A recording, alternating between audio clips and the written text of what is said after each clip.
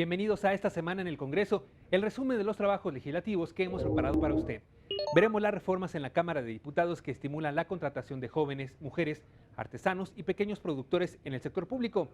Senadores integraron la Ley de Equilibrio Ecológico que las actividades productivas deberán ser compatibles con la preservación del ambiente. Le mostraremos los debates en el Senado sobre la legislación de la educación superior. También ambas cámaras del Congreso recibieron a legisladores del Grupo de Amistad México-Alemania. Quédese con nosotros, comenzamos.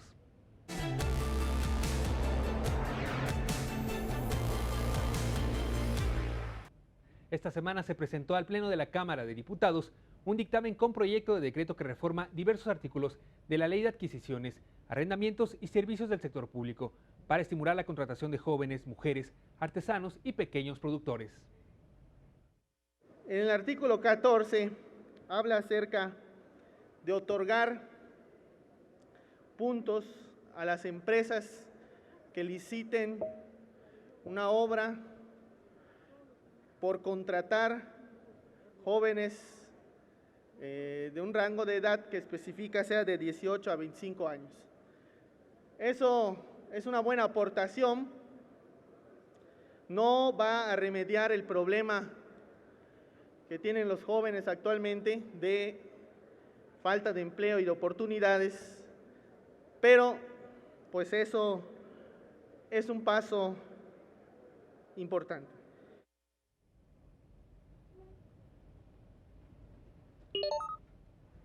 La reforma establece lo siguiente. En las licitaciones públicas para la adquisición de bienes que utilicen la evaluación de puntos y porcentajes, se puedan otorgar puntos a empresas que cuenten con jóvenes en el rango de edad de 18 a 25 años en una proporción del 5%, cuando menos, de la totalidad de su planta de empleados. Para otorgar los puntos, los jóvenes contratados deben estar dados de alta en el Instituto Mexicano del Seguro Social. Cuando la contratación se realice con artesanos y ganaderos considerados como pequeños productores afiliados al régimen de incorporación fiscal, las dependencias podrán contratar sin sujetarse al procedimiento de licitación pública. Y todos los grupos parlamentarios se pronunciaron a favor de esta reforma. Destacaron no solo los incentivos, sino la oportunidad de los jóvenes, aunque algunos consideraron que se tienen que redoblar esfuerzos para garantizar la inclusión. Tenemos claro que los legisladores estamos para trabajar en la erradicación de las prácticas discriminatorias que existen en nuestro país en el ámbito laboral. Uno de los grandes problemas de la sociedad moderna es la falta de oportunidad para toda la población, pero particularmente para los jóvenes. Aplaudimos el apoyo con esta reforma y que con esta reforma también se dará a los artesanos, ganaderos considerados como pequeños productores y a las mujeres al fomentar y fortalecer sus posibilidades de negocio. En el caso de los ganaderos, en el dictamen se replica lo que se establece en el artículo 27, fracción 15 de la Constitución, donde se establece el concepto de pequeña propiedad. Y esta no debe superar lo que dice la Constitución. La presente propuesta representa un avance, por lo que votaremos a favor. Consideramos que se debe incentivar a las empresas que adquieren bienes, arrendamientos o servicios y que se sujetan a la evaluación de puntos y porcentajes en las licitaciones públicas. No resolverá el problema de la falta de empleo al que día a día se enfrentan miles de jóvenes de nuestro país. Este dictamen que hoy se discute da la importancia y continúa con el esfuerzo democratizador de oportunidades. Pues ha llegado el momento de pasar de una democracia electoral a una democracia distributiva, sustentada en la igualdad de oportunidades como mecanismo justo para la distribución de la riqueza.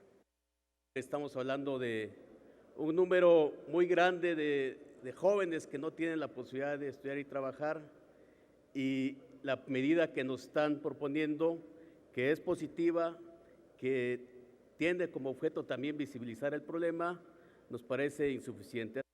Favorece el crecimiento de la micro y pequeña empresa. Esto es lo que necesitamos. Necesitamos empleo, necesitamos corresponsabilidad, necesitamos ampliación de oportunidades. Es fundamental atender el crecimiento del número de jóvenes que no estudian y trabajan, además de diseñar intervenciones específicas de política pública enfocadas a mejorar su calidad de vida y sus oportunidades. El dictamen fue aprobado en lo general y en lo particular por 404 votos y enviado al Senado para sus efectos constitucionales. En otros trabajos en el Pleno de la Cámara fueron presentados 2 dictámenes con proyecto de decreto que reforman el artículo 52 y diversas disposiciones de la Ley de Migración. El diputado Gonzalo Guízar, presidente de la Comisión de Asuntos Migratorios, fundamentó en tribuna las propuestas.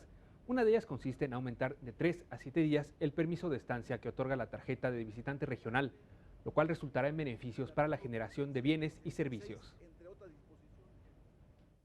La Comisión de Asuntos Migratorios considera que es urgente implementar medidas específicas para personas que tengan la intención de internarse en territorio nacional con fines de tránsito, que permitan un flujo migratorio mejor regulado, más seguro y en lo posible abatir condiciones de vulnerabilidad. El segundo de los dictámenes presentados establece que queda prohibido cualquier acto de discriminación hacia los migrantes. Además, busca fortalecer a la autoridad para que ninguna otra solicite a los migrantes la acreditación de su condición. Al presentar los posicionamientos a estos dictámenes, Nueva Alianza se manifestó por el respeto a los derechos humanos y destacó la reforma que facilita la estancia de las personas migrantes que se ven forzadas a salir de sus países de origen. Estamos a favor de los dictámenes que la Comisión de Asuntos Migratorios somete a la consideración de este Pleno y por los que se reforman diversas disposiciones de la Ley de Migración con el fin de facilitar la estancia de quienes ingresan a nuestro país. A través de la tarjeta de visitante regional, los habitantes fronterizos de Guatemala y Belice podrán permanecer hasta 7 días en la zona fronteriza mexicana, lo que impactará en el turismo y en el comercio regional, destacó la diputada Cintia Giselle García de Movimiento Ciudadano. Con estas reformas se impulsan modificaciones orientadas a fortalecer la perspectiva de derechos humanos de nuestra legislación en materia de migración y se adecúan al horrendo por los diversos artículos 1, 14 y 16 de nuestra Carta Magna. 40,000 personas han muerto al intentar cruzar las fronteras de nuestro país. Tan solo en 2014 murieron más de 4,000, así lo señaló el diputado de Morena, Miguel Alba, quien cuestionó la criminalización de la migración. En la Comisión de Derechos Humanos, los migrantes son víctimas de una multiplicidad o concurso de delitos por parte no solo del crimen organizado, sino también de los funcionarios del Instituto Nacional de Migración, de policías de cualquier orden de gobierno e inclusive de miembros de las Fuerzas Armadas, lo que lacera gravemente nuestra institución. La frontera norte siempre ha sido una prioridad para México por la relevancia de la vecindad con Estados Unidos. Sin embargo, el sur ha quedado relegado, señaló el Partido Verde Ecologista, quien enumeró una serie de irregularidades en la materia, tales como extorsiones. La protección de los migrantes debe constituir una tarea prioritaria y permanente de las autoridades federales. No olvidemos que una buena parte de nuestra población migra todos los días hacia los Estados Unidos. Seamos respetuosos de los migrantes de otros países para exigir reciprocidad para con los nuestros. Los migrantes son un grupo altamente vulnerable y el Estado tiene la obligación de proteger sus derechos humanos. Así lo señaló el diputado Felipe Reyes Álvarez del PRD, quien explicó además la importancia de establecer medidas precautorias para las autoridades que nieguen el respeto a su integridad. Es necesario establecer en la Ley de Migración que queda prohibida toda discriminación de las personas migrantes, apegándonos a lo establecido en nuestra Carta Magna. Asimismo, es imperante garantizar que ningún elemento ajeno a autoridad migratoria podrá solicitar o detener a los migrantes en nuestro país. Al continuar con los posicionamientos a las reformas, la diputada del PAN, María Luisa Sánchez, dijo que es necesario promover modelos que permitan el desarrollo económico fronterizo sin poner en riesgo la seguridad nacional. Recordó que México tiene una deuda en materia de respeto a los derechos humanos de los migrantes. Violentas que atentan directamente. No lo podemos negar. Nuestro país enfrenta un déficit importante en materia de respeto a los derechos de la comunidad. migrante, en total incongruencia con aquello que pedimos a los gobiernos extranjeros en términos del respeto hacia nuestros y nuestras connacionales en el exterior. El diputado del PRI, Rafael Rubio, advirtió sobre el aumento de la migración, en especial la proveniente de los países del sur. Argumentó sobre las diversas dimensiones involucradas en el fenómeno migratorio y la urgencia de políticas que incorporen a los sectores de la sociedad civil y de la academia para hacer frente a las necesidades de este sector. Es urgente el diseño e implementación de políticas, acciones y programas innovadores que de manera integral e incorporando a los sectores de la sociedad civil. La academia. Finalmente, el primero de los dictámenes que reforma el artículo 52 de la Ley de Migración fue aprobado con 433 votos a favor, ninguno en contra y tampoco de abstenciones. El segundo se avaló con 426 votos a favor y ningún voto en contra.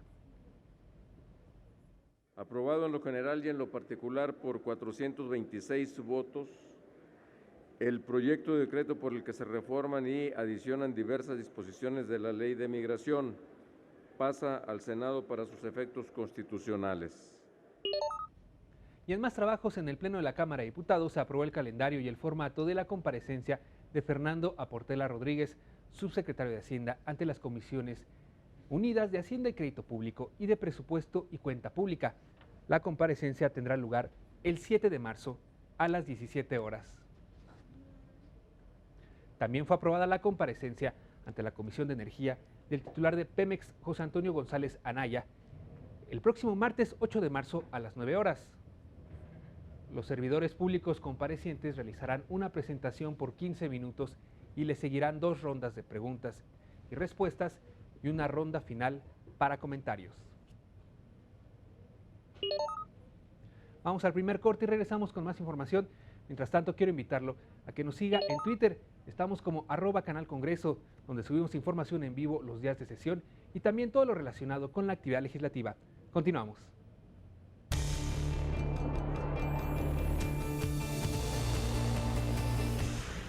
Senadores reforman el Código de Comercio para facilitar que comerciantes digitalicen su contabilidad.